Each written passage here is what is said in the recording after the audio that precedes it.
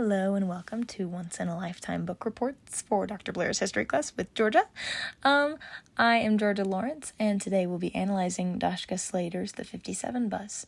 This book is a teen nonfiction book about two young teenagers, one named Sasha, an agender person from a high school in California, known for wearing skirts each day and riding the bus, and another boy, Richard, who's African American from Oakley High in California. Both kids have a great heart, and they really just want what's best. They do not know each other, but Richard is on the bus that Sasha's on. Sasha is asleep and wearing a skirt, and Richard lights Sasha's skirt on fire because Richard is egged on to do it by his friends and succumbs to peer pressure, even though he really did not mean to harm Sasha. Now, the book is about all of the different trials and tribulations that both families go through Sasha's healing process and Richard's trial process. Yes, Richard ends up with 5 years imprisonment in juvenile hall rather than the argued adult imprisonment where he would not be treated as a young teenager. Let's analyze the author.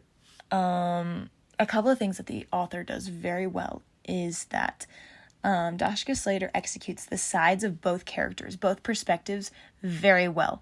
The author puts the reader in the same mindset as both characters so that you can understand both perspectives while also using quotes from the actual story, actual reports from all sorts of characters. The author also gives specific information about the topics. I personally really liked this side of the book.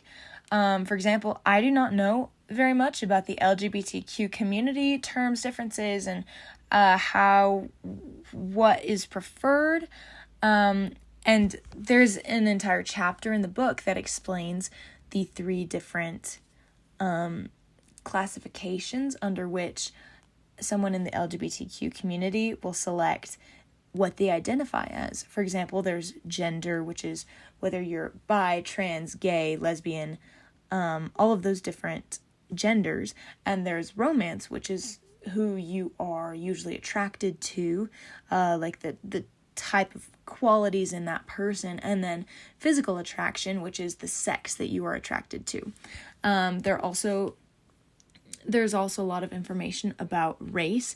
For example, the author provides lots of statistics on African American incarceration rates as well as juvenile incarceration rates. And so the author provides lots of information that is very useful to know in the story and in real life. Both sides of the story are very beautifully portrayed. They're very artistic. The author does a great job of leaving room for creativity in the reader's mind, so that you can really get a picture for what's going on, but also providing enough information about the facts so that the reader is not imagining an infactual story. The story that they are understanding and reading is correct. And it's very well written. It's easy to understand. There's great depiction of each scene. Now a couple of things the author does a little poorly. Sometimes it's difficult to track which characters were which and what time period we're in. Sometimes everything is pretty chronological. However, it's difficult to remember, Richard spent this amount of time here and this amount of time there, and Sasha spent this amount of time here, and we're back in New York. It's a little bit confusing, as well as some of the side characters. It's easy for the reader to forget, I didn't remember that was the attorney. But overall, the author did a wonderful job. The approach to history was definitely a social approach. We were understanding race, gender, class, by emotional connection to each one. Now, the author is very successful in engaging the reader. The author makes a story rather than a news article, and there does not seem to be any bias because by the end of the book, the reader is on both characters' sides and understands both viewpoints very well. Each person is well represented, in my opinion. I would recommend this book 9.5 out of 10. The only reason I wouldn't recommend that is simply because the topic itself seems to drag on throughout the book, but that's because that's what actually happened. The two families underwent the trials and the court hearings over a year before the sentence was actually set.